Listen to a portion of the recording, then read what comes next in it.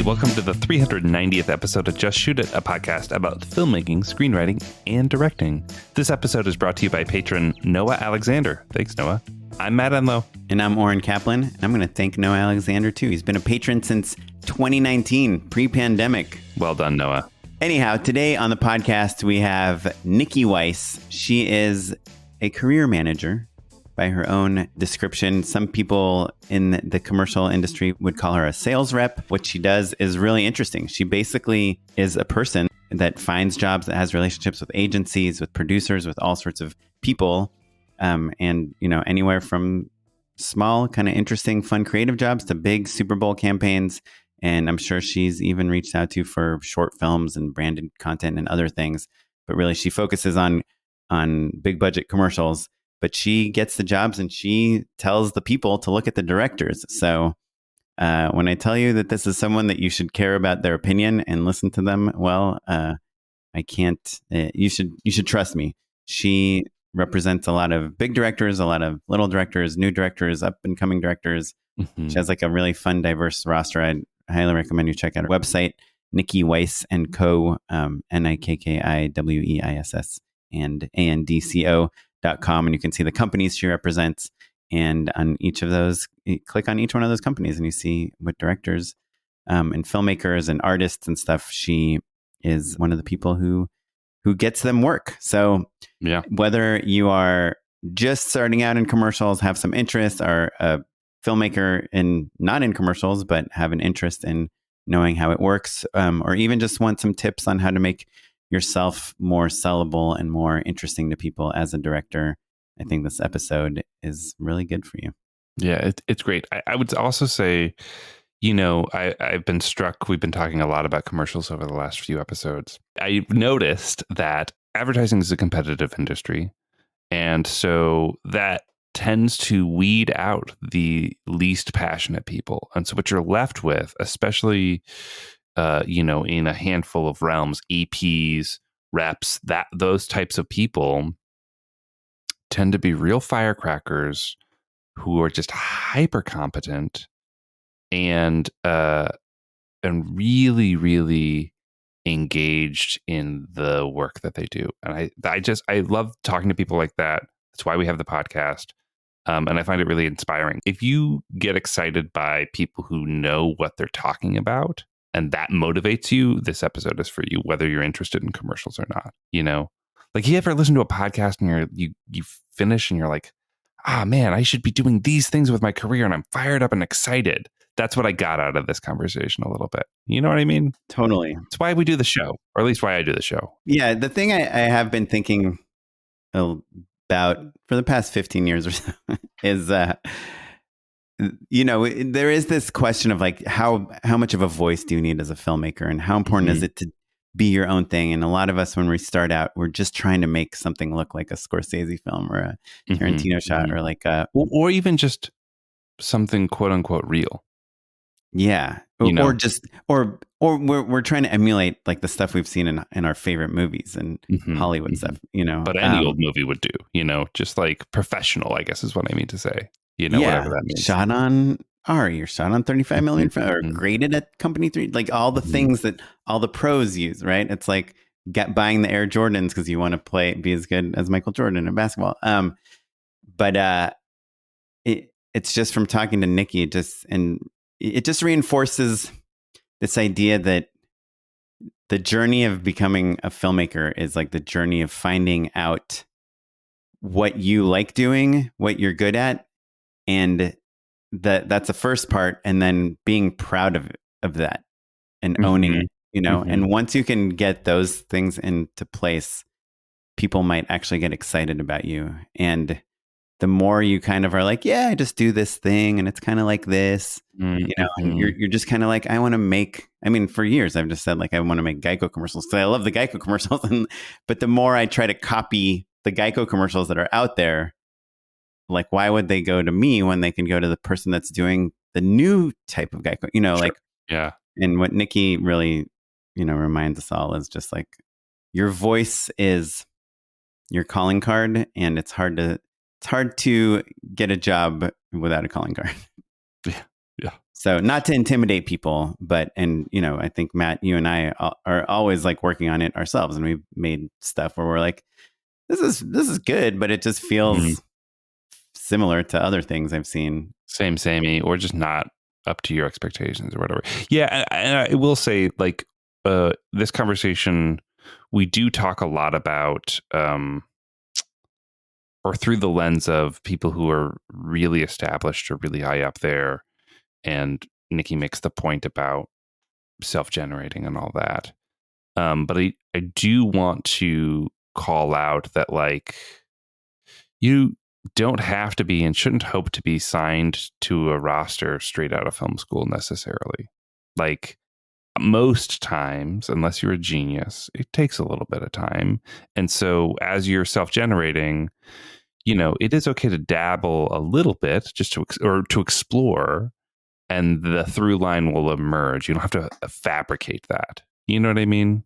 Yeah. In the same way that you wouldn't get signed by CAA right out of film school off your one short film, you're probably not going to get signed by Caviar, a commercial production company, off of, you know, one great commercial. Right.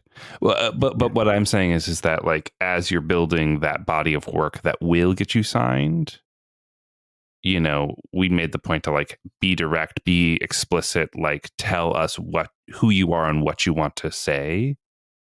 And sometimes it takes a minute to find your voice. And so don't feel bad of, like, I don't know what I want to say. I'm 20, you know, or I don't know what I want to say. I'm 39. That's okay. Like, continue to do that work and you'll figure it out, I guess. Yeah. I'm definitely still searching for that answer. And I am more than 20 years old. Yeah, barely, but yeah. Before we tell people about our Patreon, I just want to remind people that we are going to have a live event. October 18th, it's going to be in Studio City. We're going to host it at our friends' party house. Our friends are Sawhorse, the company we've worked with them. We've had the producers on in the past, Nick, Blake, Eben, and everyone there is awesome. Sawhorsela.com. You can check out their website. They produce a lot of cool things, but they have this awesome house with a pool and a bar and a grill, and we're gonna put together a panel of genre filmmakers, trying to get some very cool ones, and we will talk for 45 minutes, take some questions from the audience, and hang out and have some drinks, and it's going to be really cool. If you have been listening to this podcast and you hear various patrons' names and you're like, I really wonder what Noah Alexander or Jack Makers is doing tonight, hey, maybe they'll be at this event and you can find out. How can people get more information about this, Matt? Well, the easiest way to stay in the loop is to go to patreon.com/justshootitpod and become a patron, because patrons will get the first inside tips on how to learn more and to get on the list. Basically, there is a finite amount of space. And so if you want to be the first to know how to sign up, you go to patreon.com/justshootitpod, and you can be a patron at any level. That will get you access to the information. And otherwise, if you don't want to be in part of our Patreon, no worries, but you can follow us on Instagram and we'll post some stuff there. Yeah. Just Shoot It Pod on Instagram. Just a little bit later. Yeah, a little bit, like, it'll be like 15 minutes later, and I'll be like, can I post it yet? And Matt will be like, just give it 5 more minutes. I'm just saying, give them priority, right? Anyway, it's going to be really fun. They have been the highlight of the podcasting experience in many ways. Like, it's really cool to just meet people, hang out. You see friendships and relationships kind of form. People partner up. They write things together. They shoot stuff together. Did you know that there have been 7 weddings of people that have met at Just Shoot It Pod? Just Shoot It weddings? Yeah. I haven't been invited to any, though.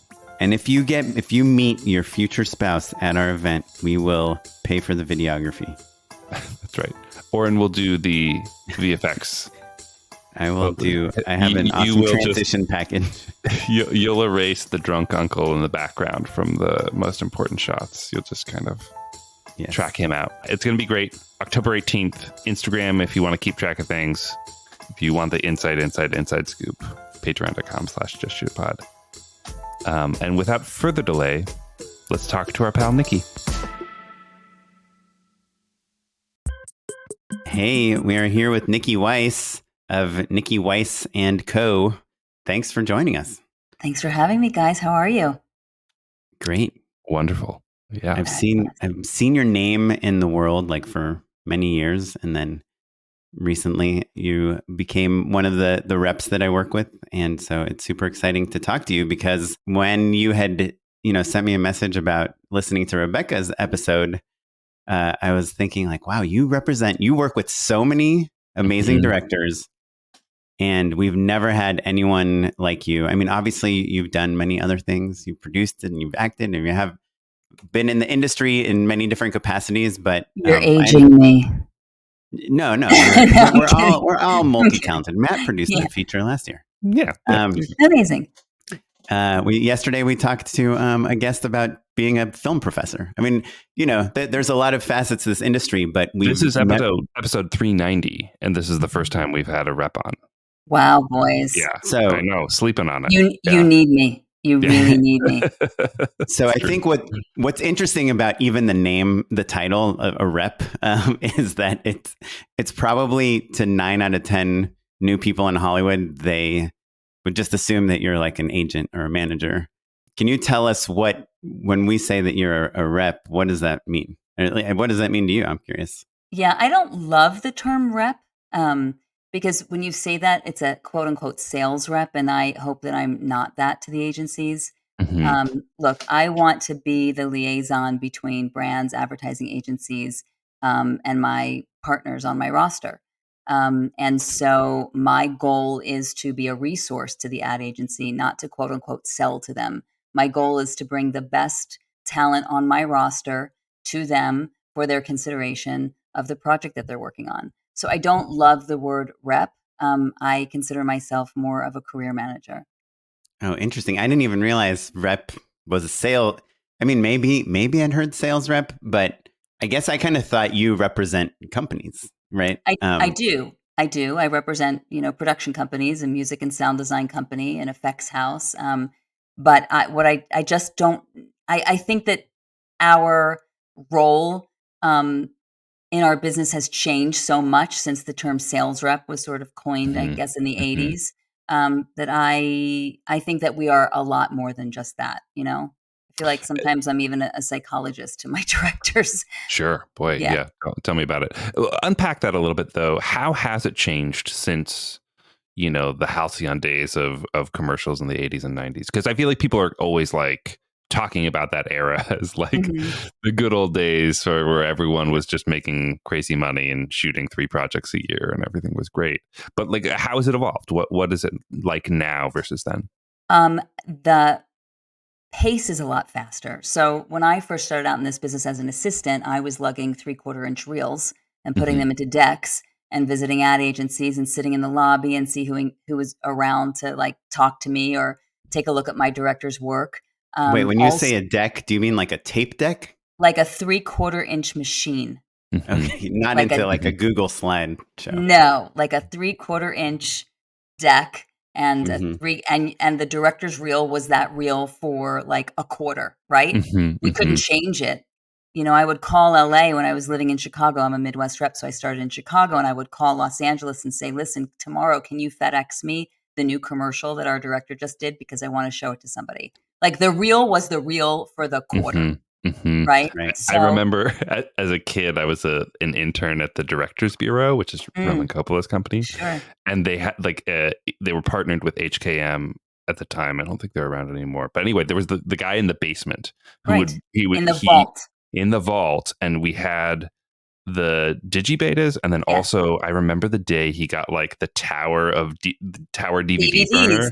Where he could burn 5 at once, and he was so stoked to show me, and I was well, when we got those DVDs, that was a game changer because then we could, make those often and change them often, and then we went digital and we have wire drive, and so when I say that our medium has become faster, I mean I am making reels and sending reels, within the same moment that someone's calling me, and before I would have to custom either messenger, custom, for the project. Before I'd have to messenger them or FedEx them. I mean, it was just a lot slower. And we were getting boards that were faxed to us, so we could hardly read it, right?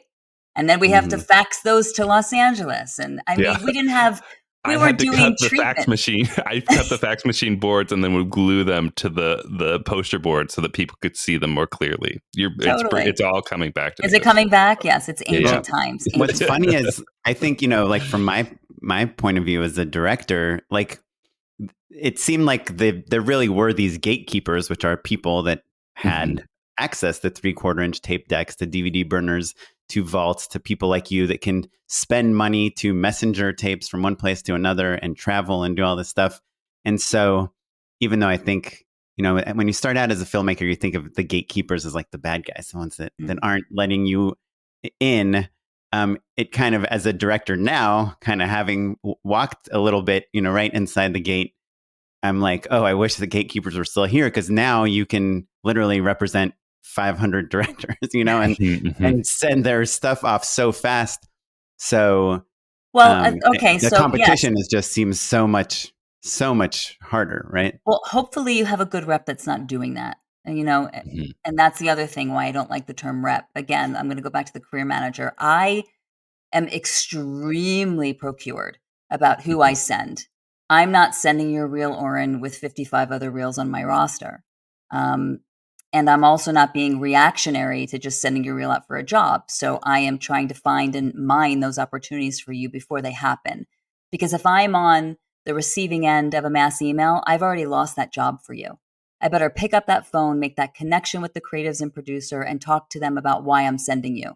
I think that people will tell you, Nikki Weiss is a really good resource for me because X, Y, and Z. Like, they know I'm not sending them an animation director for a comedy job and hoping that sticks. And sometimes I tell them I don't have the right person for them and that they should call so-and-so, so that when they do come back to me and I do send your reel, Oren, then they know it's worthy of that job and they really should take a look at it. Yeah. It's funny because I have heard, I've been with a few different companies and heard different reasons as to why I'm not getting shortlisted, when things are slow and stuff. And a lot of times you do hear that, like, you go to your EP or whatever at your company and you're like, hey, I've seen my friend Matt's working and this person's working, this person got this job and this person saw these boards and this company sent me this opportunity, but you didn't send it to me. Like, what's going on here? And then your producer is like, listen, Oren, you don't just send a million reels anytime you see boards. There's a business here. There's networking. There's like making sure that you're thoughtful about how you do this. Right. Or those jobs might not be really good and we're trying to get you good jobs, there's this whole thing. And I really want to dig into this, but I do want to rewind real quick for our listeners that just like are totally lost right now. Can you just tell, we do talk about commercials a lot. Matt might say too much. But I want you to tell us where you fit in the machine between a director. Like, let's say there's a director listening that had their own production company in Nebraska and now moved to LA because they've gotten some pretty good spots on their reel, different regional spots, and they're trying to break into the commercial business. Where do you fit in between the director and the client? Like, what's your role? Client meaning ad agency or client meaning production company? Meaning Coca-Cola wants to do a new thing for Coke Zero. Okay. Like, where do you fit into that? Okay. I am the director getting that job. I am the liaison between the advertising agency and their client, right? And my roster of talent. So an advertising agency producer will pick up the phone and call me and say, Nikki, we have a campaign for the Super Bowl. And it is comedy dialogue and it has a celebrity and it has to shoot on this day. It has to shoot in Los Angeles, or maybe we're shooting it abroad. I have this amount of money. Who do you have that's right? So now here comes my job where I want to make sure that what I'm sending them is appropriate for what they've said. Now they've asked me for comedy and dialogue. They've asked me for a celebrity. They told me they have X amount of money a day and it has to shoot in LA on these dates. I need to make sure my director's available. They have celebs on their reel. They're a comedic director and they can handle a big Super Bowl campaign. All those things. Not everybody on my roster is right for that job. I'd like to send them my top 3 to 5. And so, and when you say your top 3 to 5, you mean of all the production companies that you represent, R Class, Florence, HB Films, Impossible Objects, Joinery, the list goes on and on. not all of those companies have someone who's perfect that matches that job description exactly, right? And so you're kind of narrowing down on a production company basis and picking one director from each of those companies. I'm narrowing it down based on who shot the last campaign, Mm-hmm. right? If it's Mark Malloy, Mm-hmm.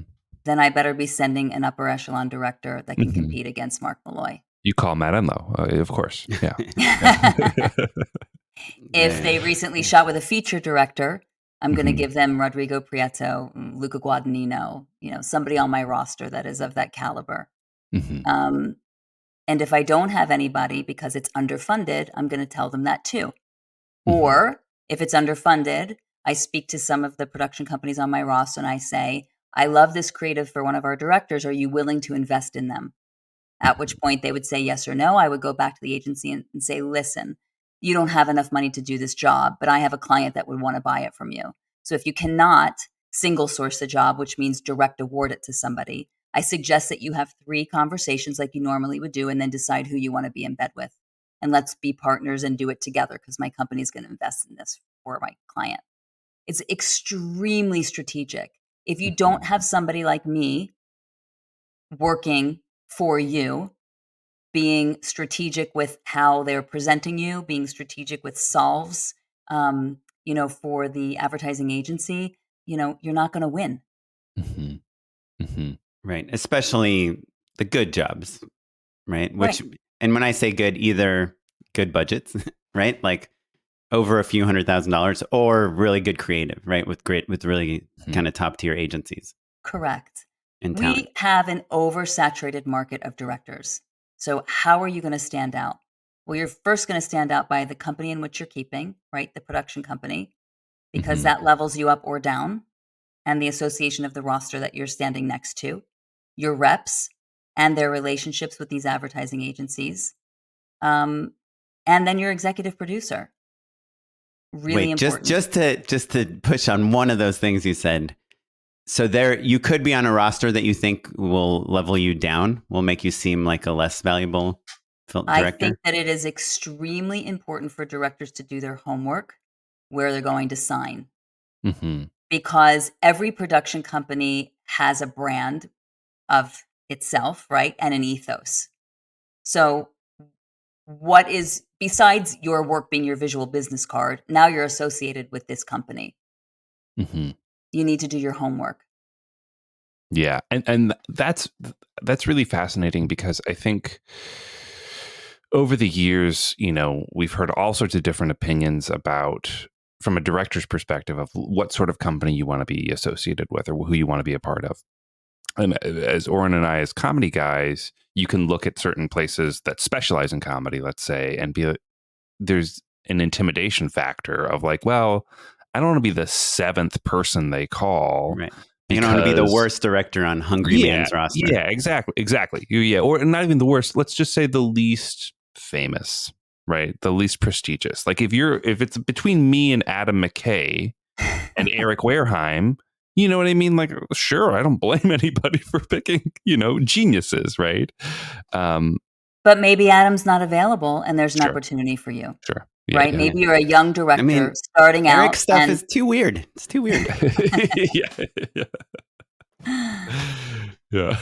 So what about like being a freelance director? Do you think that like, I think, and I do think there's kind of ebbs and flows. And it did seem like when I joined my first kind of roster that cared about its roster, my first company that had a very curated roster and wasn't just like oh yeah, we'll put you on our website type of place.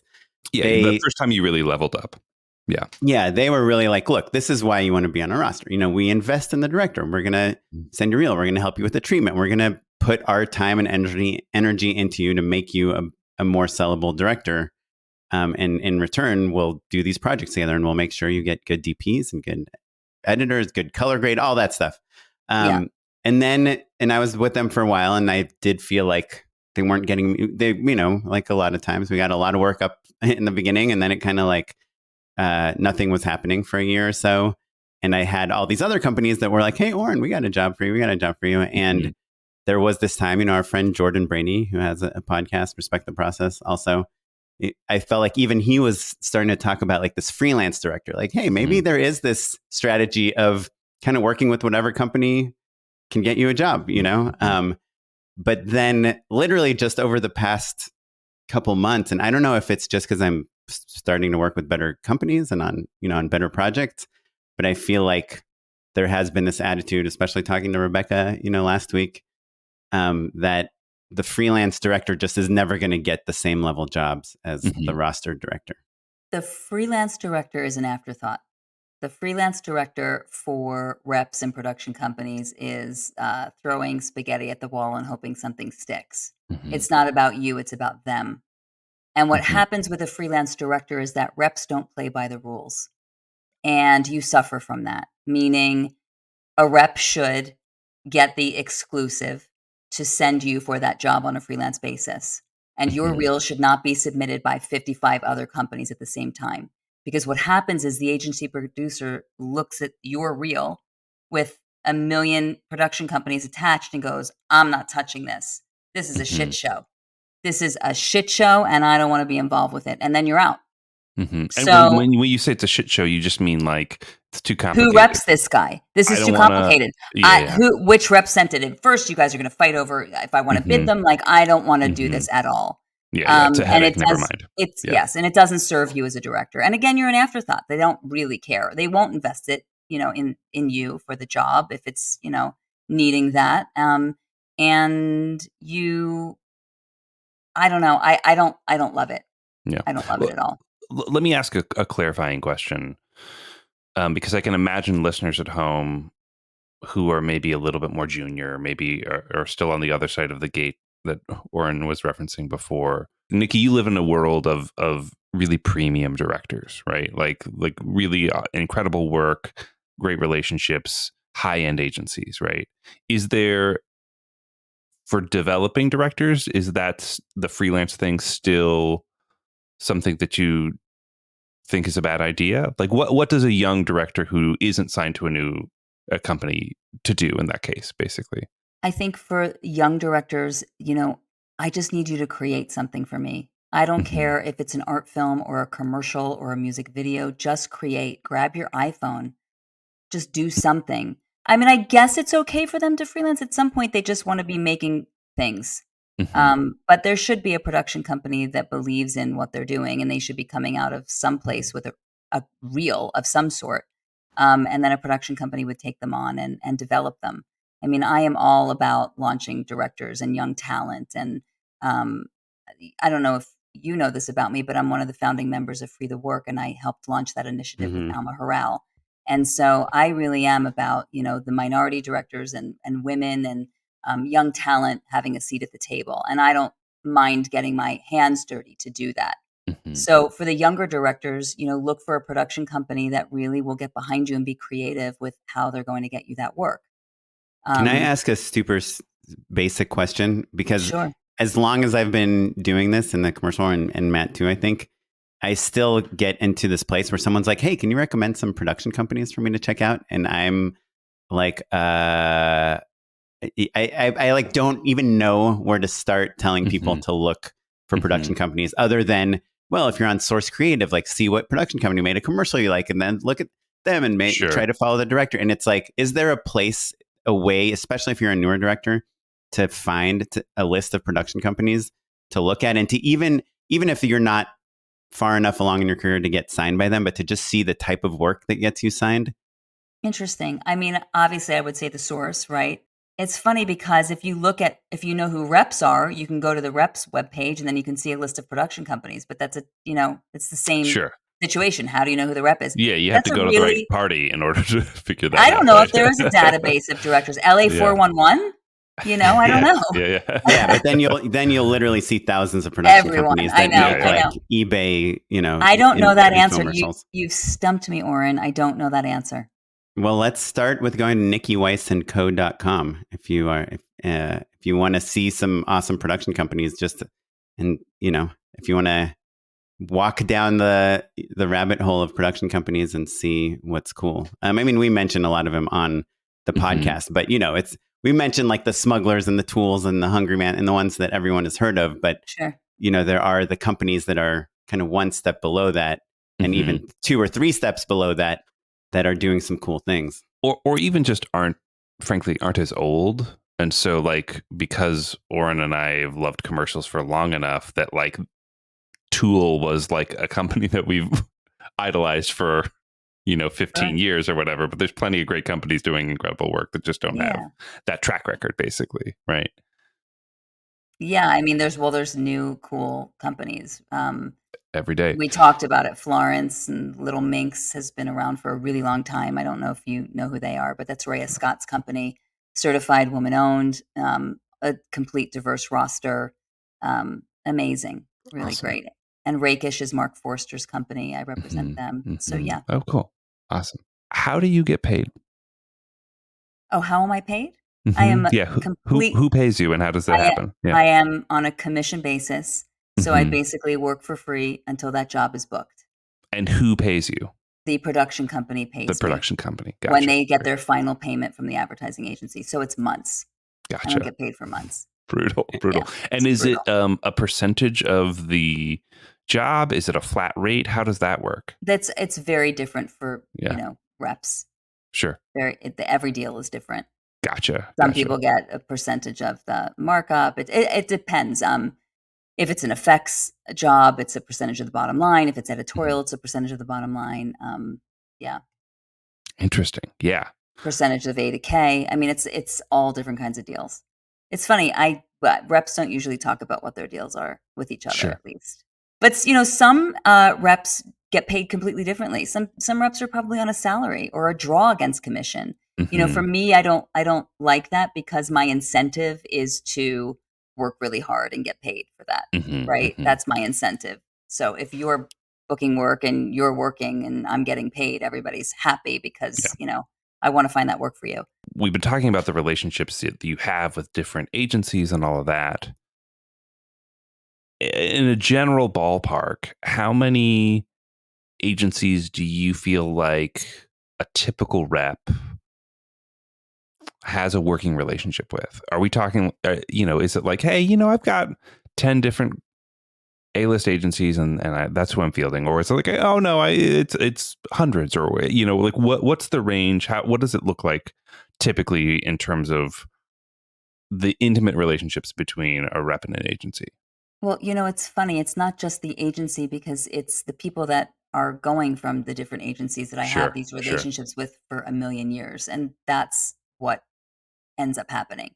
People move around a lot. But yeah, I've been in this business for 30 years, guys. And so I know everybody. I really do. And some of those Midwest people are now in New York, or they're in LA, or they're in San Francisco, or it's my job to have these relationships. This is why I'm an asset to a production company. This is why production companies call me to represent their directors, is because I have been in this business a long time and I have a relationship with everybody. But that doesn't always mean I know everything that's going on at all times. That's not possible. Some jobs fly under the radar, but I do know everybody. Right. And so do people you just wake up, you open up your email and you have like 20 emails every day of like potential jobs that are happening? Yes. Who do you have for this? Who do you have for that? Yeah. Or they'll say, this is coming up, or this is in test, or I want to just put your eyes on this for a second, or do you think that you can help us ballpark this before we bring it to the client? Or do you think we could attach a director? Or these are the Super Bowl spots that are in contention. Like, those are the kind of calls that are really valuable to me or to any rep. And do it's they not ever that mass email? That's for sure. How often does a company say, hey, we want a director for this project?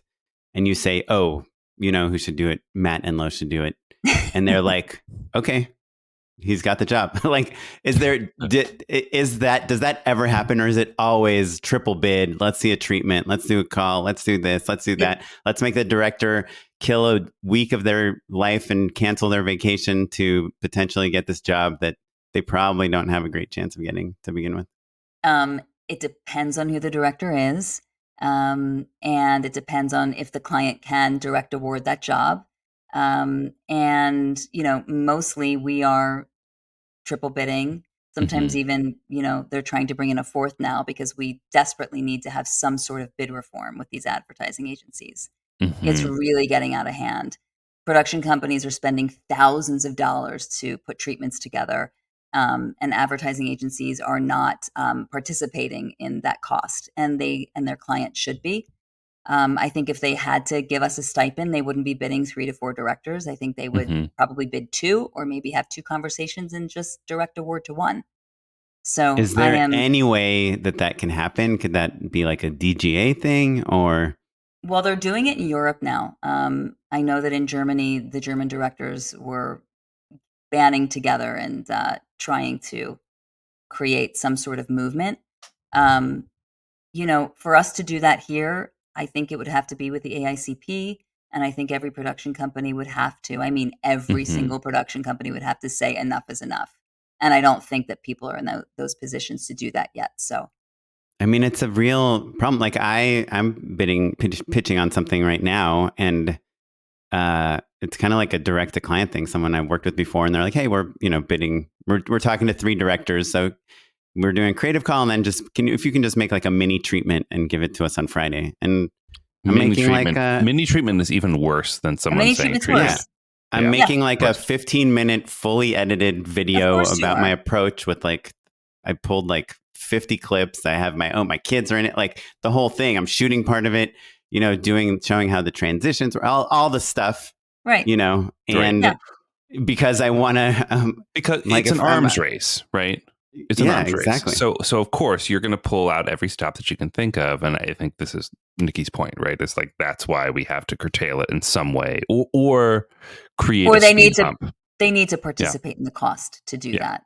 Yeah, for sure. Yeah. I think that there should be a stipend given $2,500 that, and I know that these treatments cost way more than that. But if that was, if they had to do that per treatment, they would not be bidding 4 people. Yeah. Well, the crazy thing, so Matt sent me this TikTok video, I don't know, maybe 3 months ago, of this creative director, Jason something. He did like all these old Spice spots, the Isaiah Mustafa ones. He, and in the TikTok video, he's like, he's a creative director and he's talking to other creatives and he's like, listen, my rule is 90-10, 90% the real, 10% the treatment.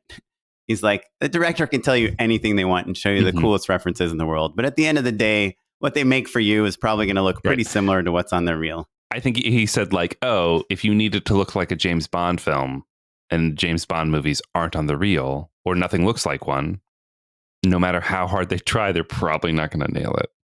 Which, look, I get a little bit, right? I mean, so unless you're bringing in the DP from the last James Bond movie. Sure. Yeah, I mean, there are ways for me to make it sellable. Yeah. Right? I'm going to pair Oren with this DP and we're going to get, this art director and we're going to, and these are all the spots that our class did that feel and look like that they've produced. And there are ways to make you interesting to them. That is, I mean, this is like a hot tip that probably half our listeners already know, but I'm saying it anyway because I didn't really realize it till about a year ago. But I used to never pitch crew when in a treatment. Yeah, I never said like, oh, I'm going to use this DP. I'd say a DP is really important, and I'd talk about cinematography and lighting and camera movement. But I didn't say the camera's going to do this, but not the person who's going to make the camera do what we want it to do is this person, and here's how many times they've done it before. Yeah. I didn't say like we're going to get the DP from this Marvel show or this Marvel movie or the production designer from this amazing comedy thing or from the actor from Broad City. Like I never, and now it's like I'm trying to drop those things like all over the place. You know? You should. You have those relationships. You should use them. I mean, that's what gives you your secret sauce.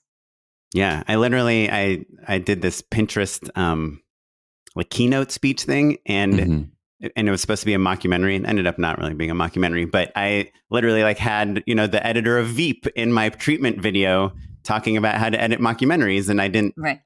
I was trying to like subtly say like, hey, I surround myself with people that are experts at this field, even though I don't have like the perfect mockumentary piece on my reel. It's just called a name drop, Oren. Yeah, but it's like no, but it is finding if that is name drop. But it's the puzzle pieces. No, but it's the name puzzle do you pieces. drop? Yeah. So sorry, back to this 90-10 rule of this creative director. 90% real 10% treatment, which, it's one person that said that. But it does make me think like maybe all we really need is to do the call, right? Like, let's do a creative briefing call. Let's go back and then let's have a second call. But once you're making material, I know so many directors and so many production companies that the directors don't even write their own treatments. Like, that's when it's crazy making, for sure. Yeah. Well, I'm married to my wife has a treatment company. It's called We Are Pitch, and cool.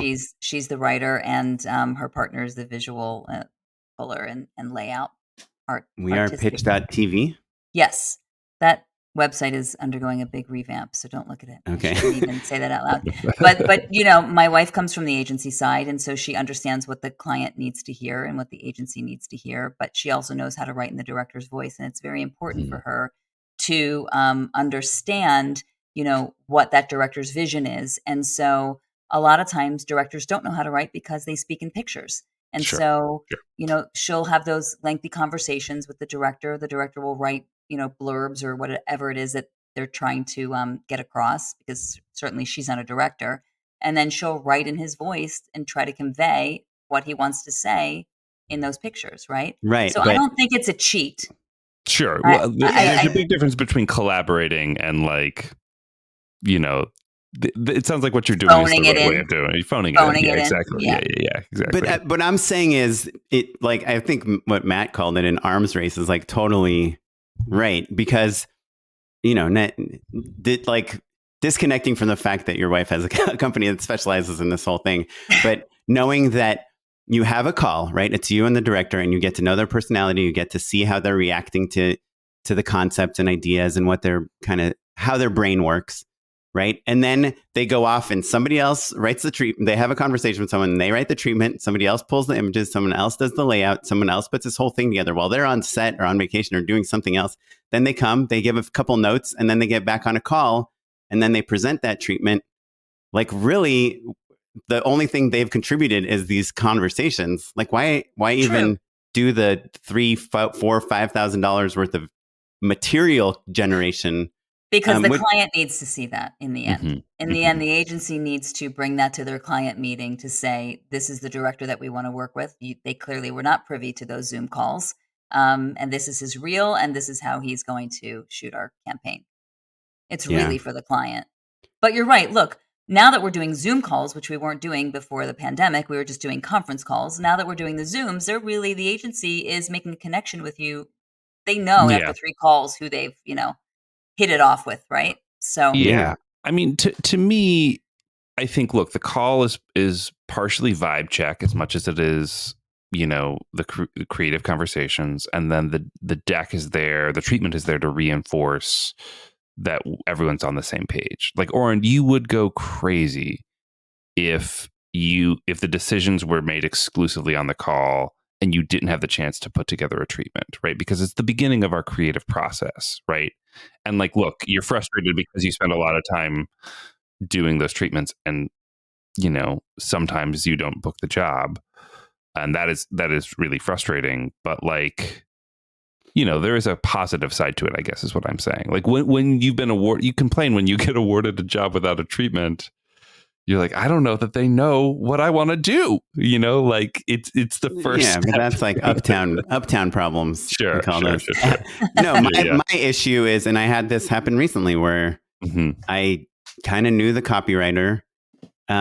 We had a good relationship. We had an amazing first call. Treatment was great. He was like, we love your spot that you did before. This is just like it. And then we did the treatments, and he was like, dude, your treatment was the best, blew everyone else out of the water. And then at the end, it was like one of the other directors had like a Super Bowl spot on his reel, and the client was just so excited about that. I'm like, oh, so he won it off the reel. And like, I said to him, I was like, be super honest, like, because I was really excited about the opportunity to get this job. Like, what could I have done better? And he wrote like literally nothing. Direct to Super Bowl. Literally nothing. Yeah, direct to Super Bowl. Yeah. I mean, it doesn't matter anymore if you're the creative recommend. You know this, right? It doesn't even matter. It's brutal. It's brutal. Yeah. Yeah. So that's where I'm like, if we just had the call, and I was on vacation while I made that whole freaking treatment, you know, and my wife was like mad at me, and the kids were swimming, you know, drowning in the pool. Yeah. Saved them. Luckily, some random. You're like, hold on, let me finish this thought. Random German director who didn't have to write treatments for free saved my kids. Just kidding. But okay, cool. So let's get back on track, Nikki. I feel like we're getting. Let's turn it positive. Yeah, or more just there's so much more insight I think we can glean from Nikki that's not us complaining about the process. Yeah. Well, one thing you said, Nikki, that I thought was interesting, and I didn't know exactly. I was repped at this company, Great Guns, before art class, and on one of my very first jobs I've been with them, it was kind of this fun experience where the EP there called me up and said, "Hey, can you get on this Zoom? We got these boards in for you. We want to submit you." And it was me and the rep and a couple of people at the company, and we all went through my work and built the reel together, you know. And I was like, "Oh, I have this one thing," and that was the only time I had any idea that a rep is even involved in the reel building. And then now you just said that you are building reels every day. So how much are you building reels versus the production companies? Oh, production companies not building the reel at all. Oh, no. So for our listeners, in case you're not 100% sure what we mean by that, is it might be confusing because I had let me break it down.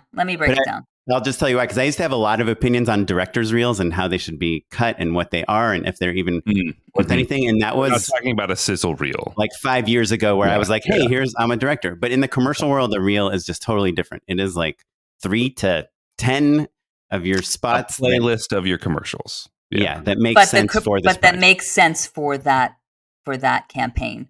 Yeah. So when I sign a production company, the first thing I do is go through the database of everybody's work. And that's usually held in a Wire Drive or a Simian account, right? Which is an online database that the production company uploads all of their directors and categorizes that it's their work. And so I try to get familiar with all of your spots that you've ever done, with your music videos, with your short films. Like, if I don't have that information, then I can't be the best rep possible if I don't know your work. So let me ask you one of those brutally honest questions. Like, I've directed 2 features. Like, you don't look at my features or even the trailers or anything, right? Like, you don't look at the short films that I made 10 years ago or anything, right? Like, if it's 10 years ago, probably not. But if it's something that is, relevant to this campaign, if they're wanting to do something that's longer format, then yes, for sure. Or if it's a TV project, absolutely. But when you sign a new company, you're kind of trying to find like everyone's best stuff up front. Correct. Right? I want to know what your voice is, right? I want to know what you do well. Like, I think I think that your strength is, comedy spokesperson and celebrity. Like, that's what you do well, Oren. If I see a board like that, it's like, you're the guy. I'm not putting you up against anybody else. Rebel Wilson's starting your spot. Then we're going to that hotel guy. It's like, I already know what the reel it is that I'm putting together for you. So this is really fascinating to me because Oren and I have been doing this show for 8 years now. And I can say with absolute certainty that that wouldn't be the first way that you describe your work, Oren. You would celebrity say spokesperson, comedy. Celebrity spokesperson, comedy for sure. Yeah, and Nikki, I'm not saying that you're not correct. I think that's exactly right. But it's what's fascinating to me is like the difference between the way a filmmaker sees themselves versus the way they appear in the marketplace. Well, right? Okay. Listen, there's a balance of art and commerce, and I'm talking about the commerce of our business right now. Yeah. Your strength, Oren, and where you can't be beat, truly, is having this comedic celebrity spokesperson. And you really do it really well. Yeah. And Oren, how would you have described yourself before Nikki said that? Well, it's funny because, I love comedy and I love as a director. And you love celebrities and you love spokespeople. Yes, so it's of course, no, that's how to describe it. Right? I've always loved like people talking to the camera and celebrities, but as fun transitions, as a filmmaker, like you don't want to be like, I'm really good with celebrities. I don't know. It just seems like a weird thing to say. It's like name dropping, right? Like you can see it on the reel, but like I don't want to say I'm really good with celebrities. I mean, to be honest, I'm like rather nervous in front of most of them. But I've just, I was like, I don't know who you are. So just read so much negative stuff about them by the time I get to set that I just don't say anything, and they love me for that. But Rebecca, the EP managing director at Art Class, she kind of described my work, which I would never describe it as this either as like chaotic, like chaos, like the Rebel Wilson spot. There's like a lot of things going on in the background. Surf Pro, there's a lot of things going on in the background.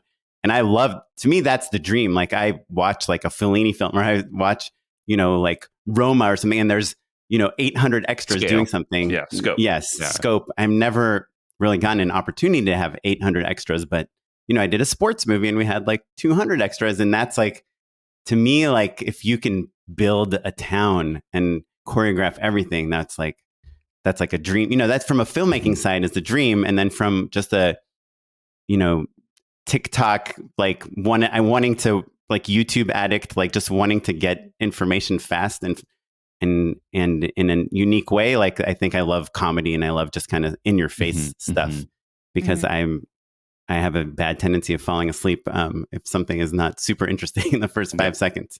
I hated Oppenheimer. Yeah, sure.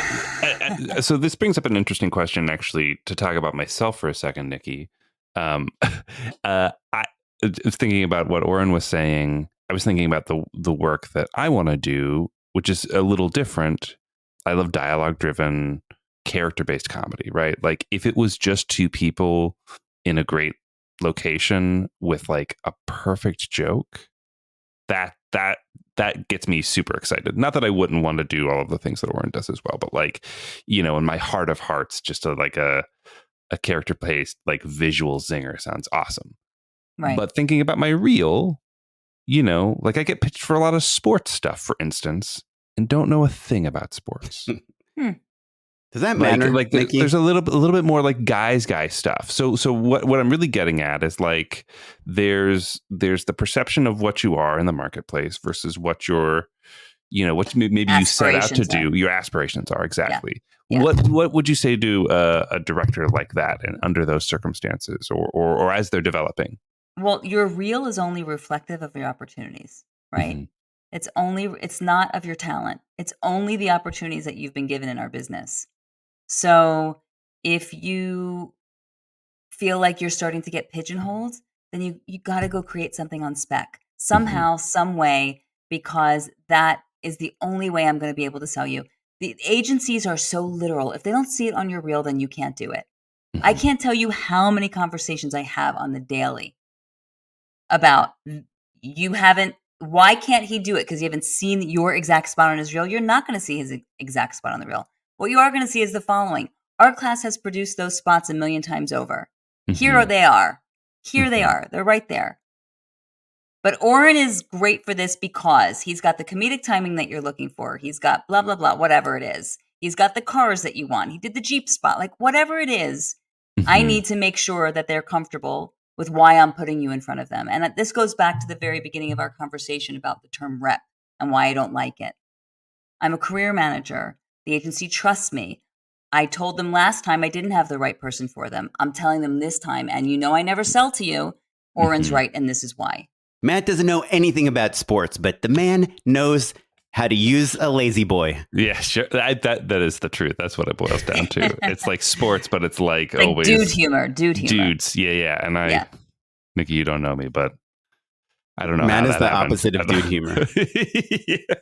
Despite his beard and baseball cap. Yeah. That's true. Yeah. He's much more really like the improv sensitive guy. Yeah. He pitches himself as the guy in line at UCB. Yeah. I want to ask two. I know we're running out of time, but I wanted to ask two last questions that might seem similar, but I think they're very different. That both I think Matt and I want to know the answers to, but also our listeners are probably really curious about. Number one is like, what gets you excited about a filmmaker? It's like, especially today, I know there's trends and there's people that did some amazing transitions, and now like everyone does amazing transitions. What when you see a reel or you told us about Florence, and when you saw the reel of all the directors they work with, you sign them in 24 hours. Like, what is it that one of our young up and coming filmmakers can do that gets Nikki Weiss excited? That's a really good question. I like when a filmmaker has a point of view to their work, that Mhm. there's that I know who they are by watching those, 5 things that they've done, whether it's a music video or a short film or a commercial or a branded piece of content, that those spots or those pieces of film are telling me who that filmmaker is. That gets me really excited.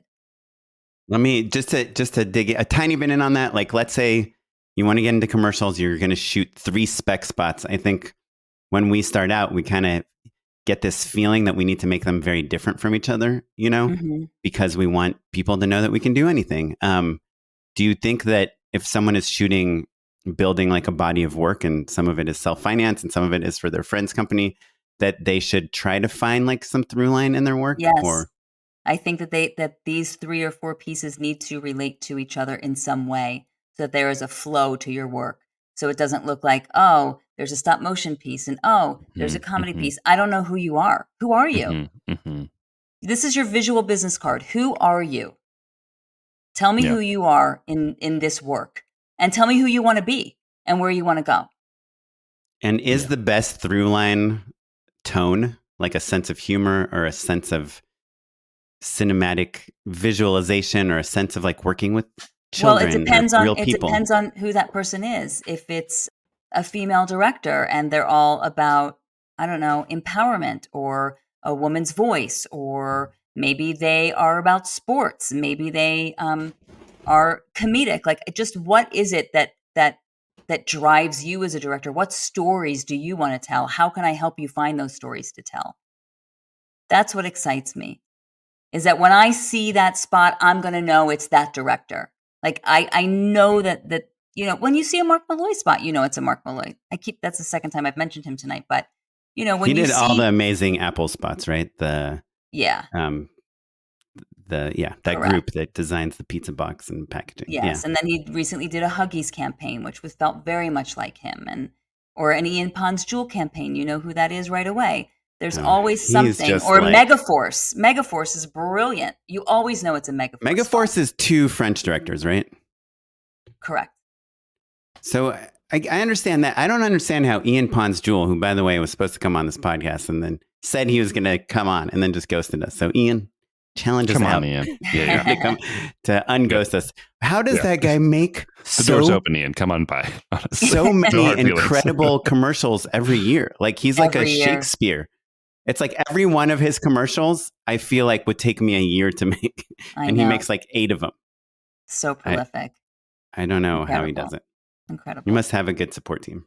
So my second question was also kind of an open-ended one, but what are some things that you see directors do to win jobs? Like what, like, Mhm. can you give us any tips? And I would even be okay with tricks to win a job, whether it's in a treatment, in a phone call. Like what do you see over the 30 years you've been in this business? And I don't know how many years you've been in this specific position. 30. So working with filmmakers and connecting them with work, Yeah. what do the winning filmmakers consistently do? And aside from being famous, No, they genuinely have a connection with the creatives on that call. Mm. the That's creative people, not the the creative material. No, correct. The creatives, also the campaign, right? That they really want it. They believe in it. They really want to Mhm. tell that story, but they have a genuine connection to the creative team on the call. um, they are really listening to them and they are understanding that maybe this is a campaign that's been in test for a million years and the creatives Mhm. finally sold it and they want to make it better, or they're really looking at the director to come to the table with different ideas. And always I say, treat that first call like it's your last call, because especially since we're now on these Zooms, which I said earlier, the creative team is really responding right away to who they like. Mhm. And so if you Mhm. come to the table with just a little nugget, just a little extra idea, the creatives are realizing that you're really thinking about their campaign and that you actually care and you're not just phoning it in. You're not just taking a call because you have to, or you're just doing it for the money. What if you come to that first call where they are talking to you about their idea and you say, I love that, but what if we change this big thing? Do you think is that 100% of the time a losing strategy, or does it just really depend on what your idea is and who the creative team is? First of all, that's a really fine line to walk because, like I said, you don't know how long it's taken them to get this approved. You don't know if it was in a testing situation. And so you just have to actually ask them, say, I was thinking about what if we did this at the ending, and here's why. I think it would, work better, or be a better brand message, or work in the story better, or how do you feel if I treat the job and then I make an addendum, with this other thought that you can decide whether you'd like to present it to your client or not. Yeah. Right. I like the way you phrased that because I've certainly, I always pitch alts or whatever. But if I had like a big pivot pitch like that, I would underplay it. I would be like, yeah, take it or leave it. Just I'm spitballing here. I just want to show you I'm engaged and we're in it together. But like an addendum that you can decide whether you want to submit to the client has so much more confidence behind it. Yeah, that's great. Because then you're not dying by your sword, right? Yeah. You're giving them that option, and you're also saying to them, I understand the predicament that you're in with this client as well. Right. Kind of very small final question for me is, do you think, but I think this could be helpful for people that are even doing spec work. How important do you think it is to study the brand and their past marketing and advertising when you are pitching your take on the work? You mean when you're actually not spec work, but you're just saying to the agency? Yeah, I mean, I guess I brought in spec work too, because sometimes. Well, that's two different answers that I have for you. So let's start with the non-spec work. A good production company and a good rep is going to furnish you with everything you need to know about that brand before you go in. So who did the last campaign? Here is the last campaign. Is this the agency's first campaign for this client?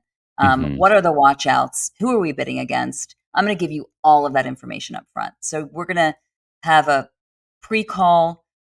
Your agency producer is going to have a pre-call with your executive producer. Hopefully you and I are going to have a pre-call. So we're going to set you up for success. Now, when it comes to spec work, I really like if you have a relationship if you're signed to a production company, have relationships with your reps, which you should. Ask your reps to go out in each territory and speak to some of the creatives at ad agencies. Do they have anything there that hasn't sold, right? Or that's on brand, or that they haven't presented yet? Can we look at it? If it's not too ambitious, we'd like to do it on spec. We would like to shoot this for you, and then you can show it to your client. Sometimes the client will buy it back. Sometimes the client will say, hey, let's stick our name on it and let's put it into the universe. And then it's not spec anymore. And also now you've made a relationship with the agency creatives, which behooves you as well. It's tough business. It's like you want to have a point of view, you want to have a strong voice, but you also want the job sometimes, and you're kind of guessing what they will like. Yeah. Yeah. Well, look, between our conversation with Nikki and then with Rebecca just recently, I think, you're just reinforcing that it's its own world. Advertising is its own world, and it's also its own. Each company is its own ecosystem, and I think when you're young, you think that a director is kind of like out on their own as a bit of a lone wolf, kind of doing it themselves, quote, as an auteur, right? But clearly, it takes a village to build a career, right? So it does. It absolutely does. And I love Rebecca Niles. I cannot say enough about her. She is so bright and fierce and driven, and she's like my partner in crime. Like nothing slips through the cracks with her. I adore her, and I love being on her team. Awesome. We will let her know. But I mean, Rebecca, I'm assuming you're listening to this episode. Since Nikki listened to yours, come on. Yeah. It's only fair. Well, Nikki, we could talk for another 2 hours easy. Do you have a few more minutes to hang out and endorse with us? Sure. Unpaid endorsements. So my unpaid endorsement, it's pretty on brand for me. I've talked a lot about Letterboxd, my favorite social media app, on the show for many years at this point. Nikki, are you familiar with Letterboxd? I'm not, but should I be? I should go Google right now. It's okay. So Letterboxd is an app where you track and rate the movies that you're watching at any given time. So like, oh, I just saw Barbie, I would log that, and then I have a little diary, and you can make little playlists, and everyone gets to see each other's reviews and stuff. It's truly like the Venmo of film. That's amazing. Yeah. It's really fun, very nerdy, very niche. But to one up the nicheness of it, I'm endorsing following Letterboxd on Instagram because their social media presence is great. They send people to film festivals and red carpets and ask people what their top 4 Letterboxd films are on the red carpet. So you'll just be on Instagram and then you'll be like, oh, Ethan Hawke loves these 4 movies. How fun is that? Or Nicolas Cage loves Fellini or whatever. And it's just like a little, cinematic burst of joy in your feed on a daily basis. And they also do unfamous people as well. It'll just be like someone who's at the Venice Film Festival and like, what are the 4 films they saw that they liked that year? But in a very quick, casual, fun way. So follow Letterboxd on Instagram. Amazing. Awesome. Nikki, what you got? Well, funny you should say Instagram because I too am following Effective Spaces. I urge you. Okay, ready for this? Effective Spaces. So here's the thing. I'm a little bit OCD when it comes to being organized and like neat and everything in its place. And this woman, I am telling you, organizes your life for days, whether it is folding a shirt, whether it is your computer plugs. She always has the most amazing gadgets and things to organize your shit. I'm telling you, I don't even care if it's the way that you fold your pants or the way that you wrap a present. I am obsessed with her. I could watch it over and over and over, and she's constantly posting new things. And now she's adding Amazon links so you could buy the stuff. It's like, I'm obsessed with her. Effective Spaces. Natasha and you know what? Swingler. And 4.9 million people are obsessed with her too. Nice. Yeah. Kaplan, what you got? Okay. I got a few things. Number one, just because Nikki's on here, I thought I'd do one about pitching. And super obvious not trick, but thing that I do, I try to do on most things I pitch is I just like look through my phone and try to find any photos or videos of me or my family or my kids or doing anything that I could remotely connect to what I'm pitching on. Something personal. Yeah. Yeah. So now I'm pitching on this hotel thing, and I have all this footage. We went to Puerto Vallarta over spring break, and me and my kids like doing crazy things in the pool and just kind of like trying to just make yourself human. Yeah. Just like what relatable. Nikki said, like be a person that enjoys like if you have this proof, you have all this proof in your pocket that you're passionate about something, it might be coffee shops, it might be food, it might be driving, it might be sports, whatever it is, like find it. I went there's this like college element to this hotel thing. So I when I made this video, I put my UCLA hat on, that I had to dig through my closet to find.